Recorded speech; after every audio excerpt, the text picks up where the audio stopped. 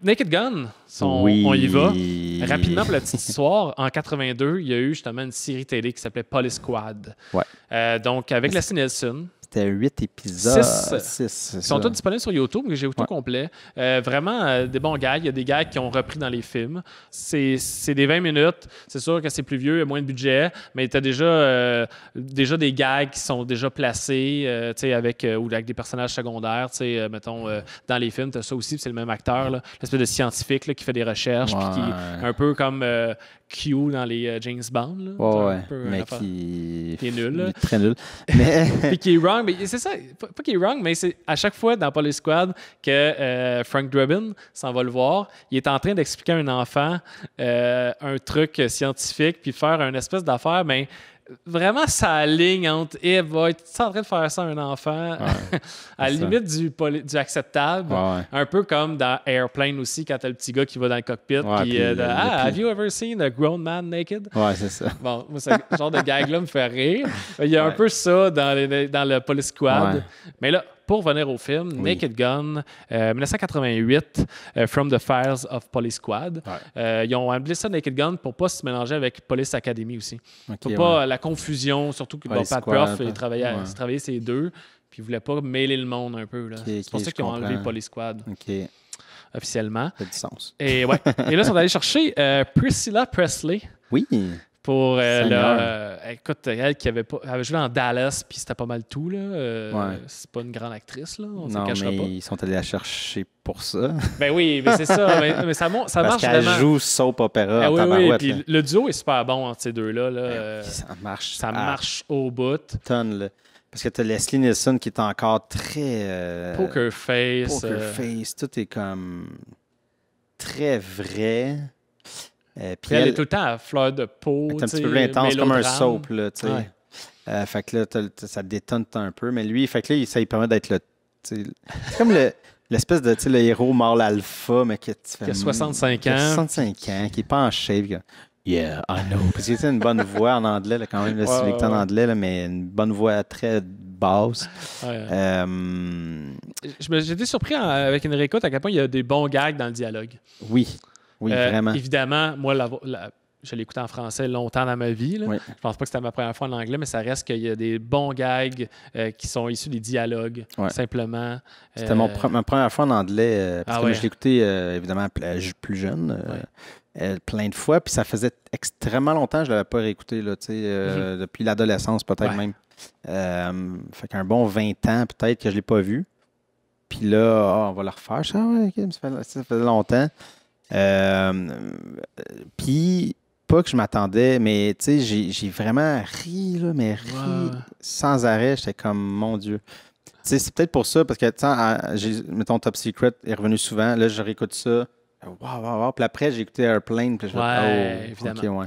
Fait que c'est là que ça a fait ça mal. Ça ajoute à ta déception un peu. Là. Naked Gun, on dirait, je m'en rappelais. Puis j'étais comme, OK, tu sais, la conférence de presse quand il va pisser. Oui.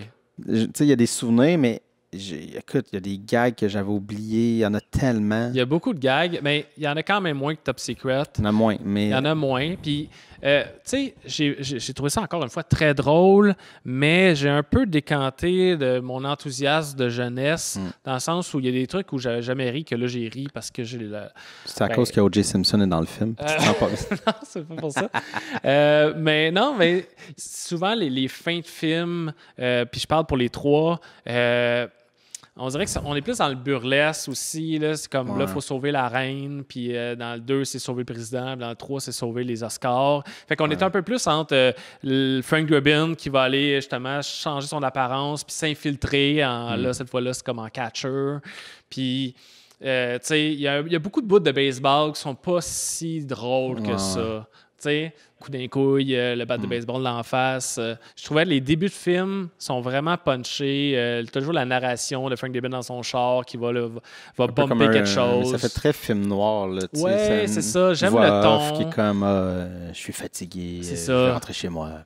C'est ça. Il se passe quelque chose de random. T'as toujours un moment plus romantique aussi au milieu avec Priscilla Presley, soit dans une toune avec un medley de gags, dans des souvenirs, qui est toujours très bon. Mais les fins de film, je trouve qu'ils sont trop dans le burlesque. Il y a moins de gags absurdes. Ils se font une date, mais tu sais, il y a comme un montage. Oui, de toute leur date. Mais c'est une date, finalement, t'apprends. C'est-dire qu'on se connaît depuis hier, mais ils ont fait 1000 affaires. Mais tu sens que c'est un gag qui a été repris par, tu sais, comme... On dirait qu'il sonne frais comme dans le film, mais...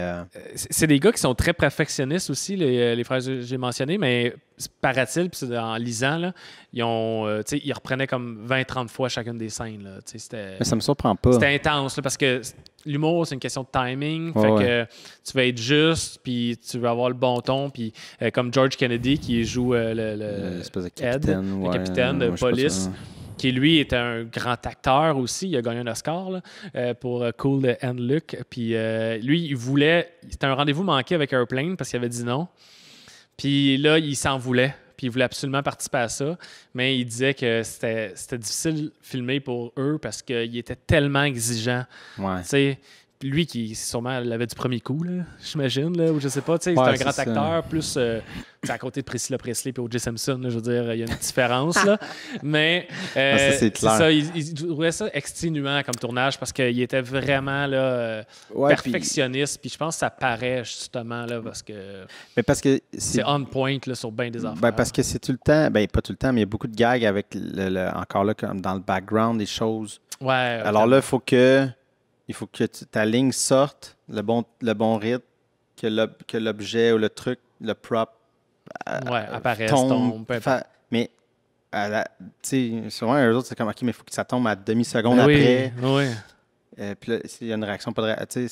Puis c'est une suite d'affaires, puis souvent, c'est comme un plan, puis il se passe bien des choses. Fait qu'il y a bien des façons que ta shot fonctionne pas à la fin pour une raison X, un timing, le technicien qui l'a retenu trop longtemps, le truc.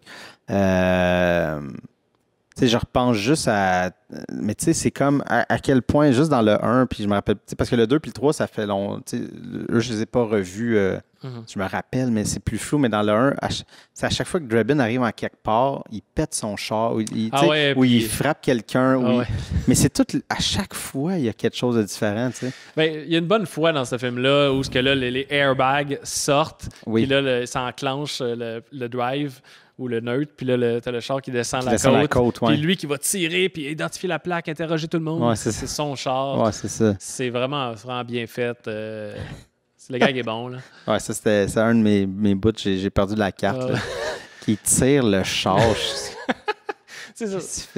Vraiment mauvais policier. Il y a un bout qui était moins bon, puis en réécoutant, c'est tout le bout quand il s'en va rencontrer l'espèce de milliardaire avec ses poissons, là.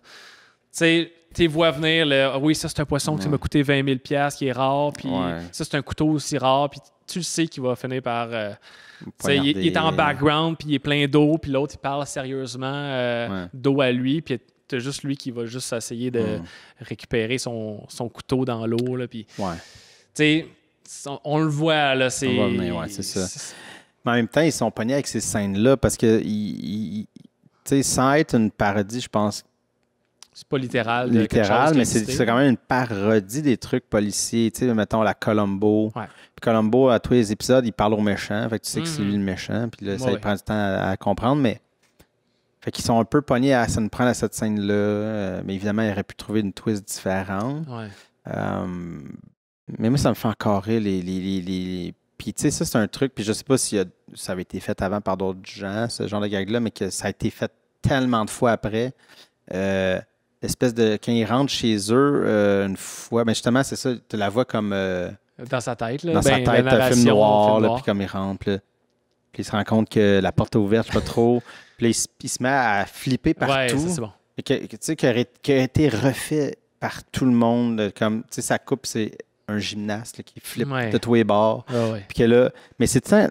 Moi, de voir comme il flippe en l'air d'un sofa, puis lui qui ressaute bien droit. Les cheveux super... À chaque fois, ça me tue. Ça me tue. Qui est assez âgé, ça marche bien. Moi aussi, ça me fait encore rire à petite dose de même des scènes comme ça. Mais c'est le sérieux de c'est juste la manière qu'il revient comme un ressort. Super droit. Je suis là, OK. Mais ça marche encore, tu sais. Ouais. Mais les 3 Naked Gun, puis je les ai réécoutés aussi, les 3 sont pas mal équivalents. Je te dis pas, tu sais, des fois dans des suites, ça commence fort. Ouais. Surtout en humour, dans les comédies, ça va descendre plus que ça va monter. Là. Ouais. Dans ce cas-ci, c'est pas mal égal. Ouais. Le 3 est aussi bon que le premier. Les forces et les défauts sont aux mêmes places. J'ai pas mal le même commentaire pour les 3. Ouais, ben moi, ça fait plus longtemps, mais me semble, c'est parce que l'affaire, on dirait que je pense que le 3, c'est lui que j'ai vu le plus. Avec Anna Nicole Smith. Anna Nicole Smith, puis que tu sais, il est plus récent, lui. Tu la c'est date? C'est 94. 94, donc j'avais 9 ans, déjà la sortie, mais puis il me semble que c'est lui qui jouait le plus à TVA. Ouais, peut-être. En fait, je l'ai vu plus souvent, puis il me semble que j'y riais, tu sais, comme... Ça, fait que c'est ça, ils ont comme maintenu de quoi comme assez intéressant avec le temps.